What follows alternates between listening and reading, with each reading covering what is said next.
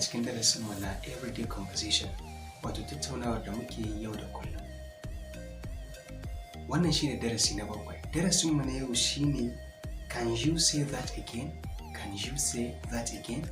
Shin za ka iya maimaita ko za ki iya maimaita abin da kika faɗa again? So wannan darasin zai koya mana yadda ake magana ta waya a yayin da network na wannan wayar yake da matsala. A yayin da network ɗin yake da matsala, ka yi magana ba a ji ba ko kuma an ji wani ɓangare ba a ji wani ɓangare ba, kaga ba za a samu fahimta ba.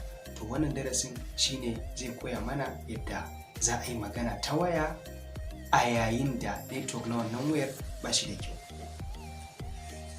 A wannan darasin muna da characters guda biyu, akwai Luke, akwai Stephanie. Waɗannan su ne characters namu guda biyu. So, Luke sai ya kira waya. Luke, hello, hi Stephanie, how are things at the office? Luke sai ya ce, hi, hello. Luke ya ce, hello, barka. Hi Stephanie, barka Stephanie. Wato yana magana ya ce hello, shiru sai ya ƙara cewa hi Stephanie, barka Stephanie. How are things at the office? Yaya abubuwa suke a office? Wato yaya abubuwa suke tafiya a office? Sai Stephanie ya ce, Stephanie, hi Luke, how are you? Can you please stop and pick up extra paper for the computer printer? Ya faɗa wa Luke kenan. Stephanie ya ce, hi Luke, barka da Luke, how are you? Yaya kake? Can you please stop and pick up extra paper for the computer printer? Shin da Allah za ka iya tsayawa ka ɗauka mana extra paper wanda za mu saka a printer mu na computer? Shin za ka iya tsayawa ka ɗauka mana? Wato yana tafiya ne ko kuma yana tahowa ne? So sai Stephanie in yake gaya wa Luke ɗin da Allah ya tsaya ya ɗauko musu wasu extra paper na computer wanda za su saka a cikin printer. To da ya faɗa mai haka sai Luke ya ce, what did you say? Can you repeat that please? Did you say to pick up ink for the printer? Sorry, the phone is cutting out.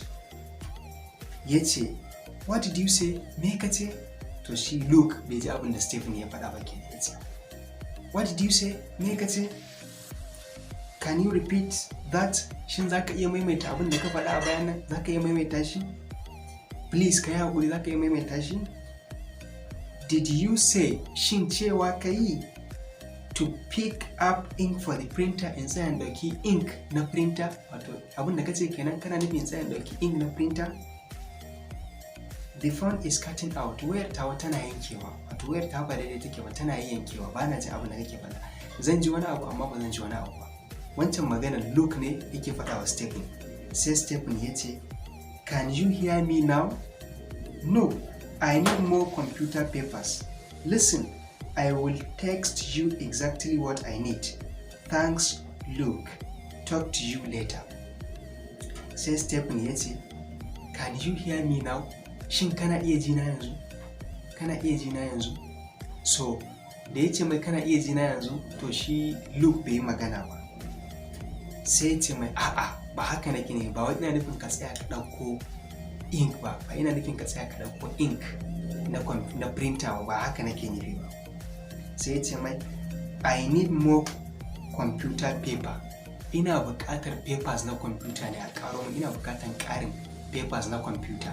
To da ya ga dai wannan duk abin da yake faɗa kamar shi Luke ɗin baya ji, sai kawai Stephen ya ce, listen, saurara, I will text you exactly what I need.